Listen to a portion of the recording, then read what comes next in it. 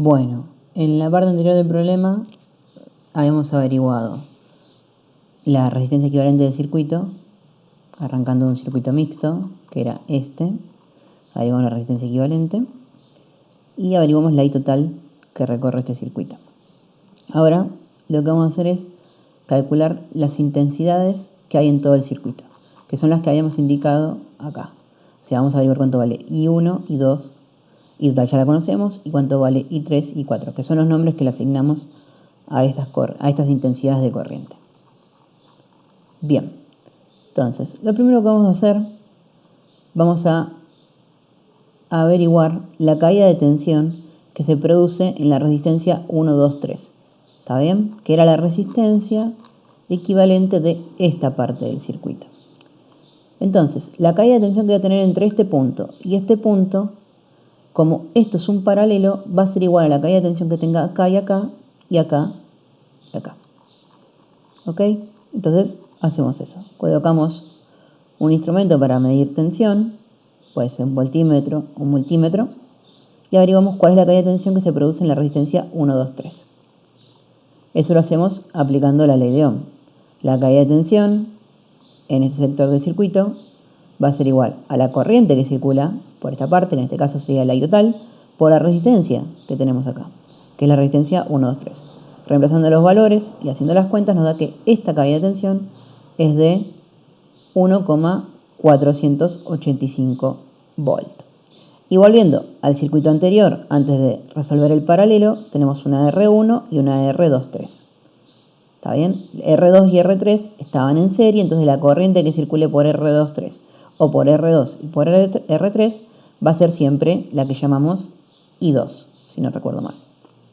Bien, entonces lo primero que hacemos es averiguar I1, ahora que conocemos esta caída de tensión, que como les dije, la caída de tensión que tengo acá tiene que ser la misma que tenga entre este punto y la que tenga entre este punto y este punto.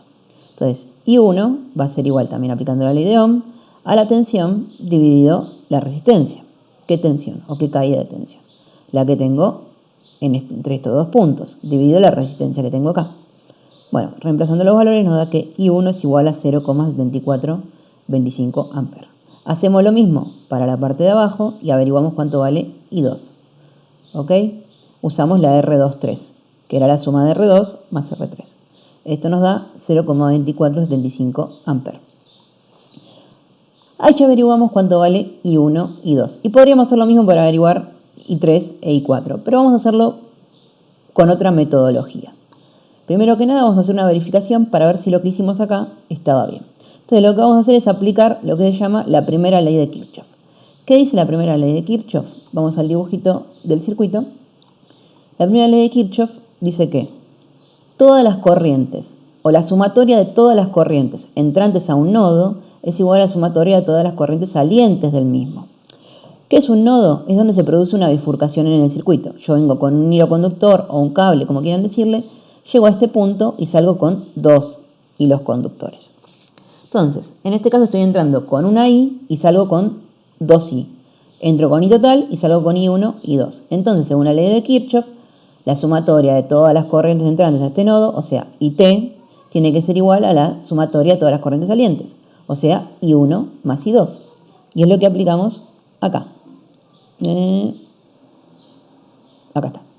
Ponemos que IT va a ser igual a I1 más I2. Reemplazamos y nos da que se cumple la igualdad. 0,99, que era lo que valía amper, que era lo que valía la I total, es igual a la suma de I1 más I2, que también nos dio 0,99. Entonces se verifica la primera ley. Y ahora, como les dije, vamos a averiguar I3 e I4 aplicando las leyes de Kirchhoff.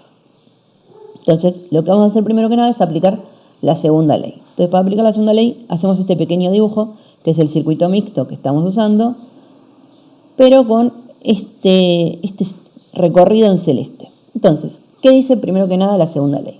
La segunda ley de Kirchhoff dice que la sumatoria de todas las caídas de tensión en una malla cerrada es igual a la tensión de la fuente. ¿Qué quiere decir esto? Que yo voy a recorrer el circuito en un determinado sentido y dirección, y todas las caídas de tensión que me aparezcan en ese recorrido que estoy haciendo, la sumatoria de todas esas caídas de tensión tiene que ser igual a la tensión que tengo en la fuente. En este caso yo puedo hacer dos recorridos. El que marqué acá, que podríamos decir que es un recorrido interno al circuito, y también podría ser un recorrido externo, como indica el mouse. En el recorrido interno me cruzo con R23, con R4, con R5 y con R7. En cambio, en el recorrido externo me cruzo con R1, R4, R6 y R7.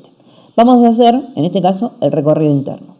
Entonces, como en el recorrido interno aparece R23, me va a aparecer I2, y como aparece R5, me va a aparecer I3. Pero I4 no aparece porque no paso por esa rama del circuito. Entonces, como dice la ley, dice, la tensión de la fuente, B, es igual a la suma de las caídas de tensión en una malla cerrada.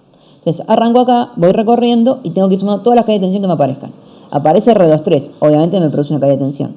La caída de tensión de R23 va a ser igual a R23 por I2. Sigo recorriendo, aparece R4. Va a ser R4 por la corriente que circula por R4, que en este caso es IT, o I total.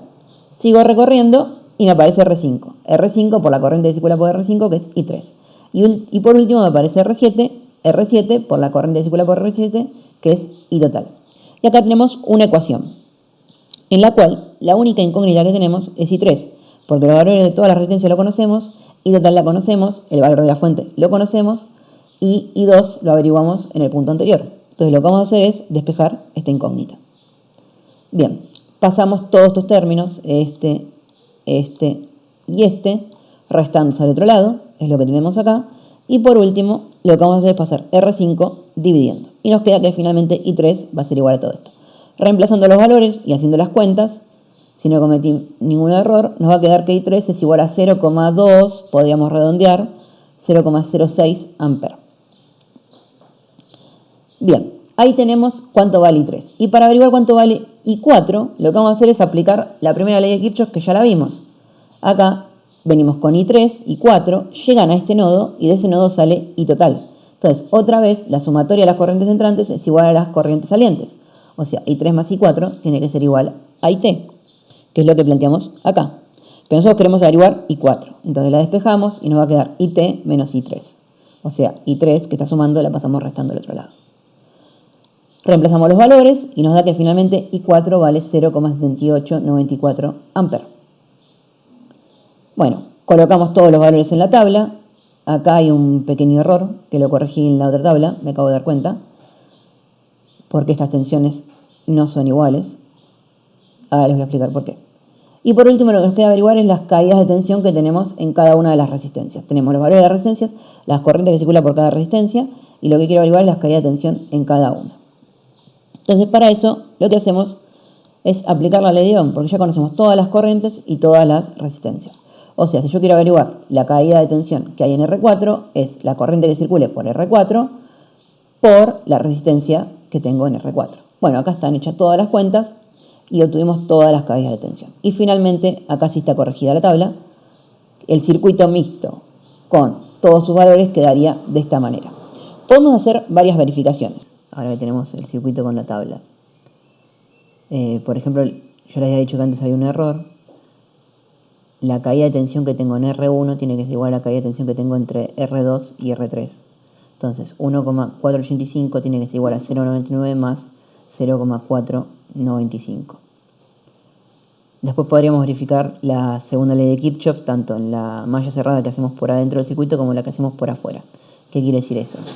Que la caída de tensión que tenemos en R1 más la caída de tensión que tenemos en R4 más la caída de tensión que tenemos en R6 más la de R7 nos tendría que dar 12 o casi 12, porque puede haber un error entre los decimales. Y también podríamos hacerlo con la de adentro, que la caída de tensión de R2 más la de R3 más la de R4 más la de R5 más la de R7 también tendría que ser igual a 12. Y después podemos verificar el tema de las corrientes. La corriente que circula por R1, que es esta, tiene que ser más la corriente que circula por R2 o R3, tiene que ser igual a la I total, en este caso 0,99 amperes. Y lo mismo pasa con la que circula por R5 más R6, tiene que también ser igual a 0,99 amperes. Bueno, ahí resolvimos un circuito, aplicamos la ley de Ohm, las leyes de Kirchhoff, y vimos cómo averiguar la resistencia equivalente usando la fórmula para circuito mixto o circuito paralelo.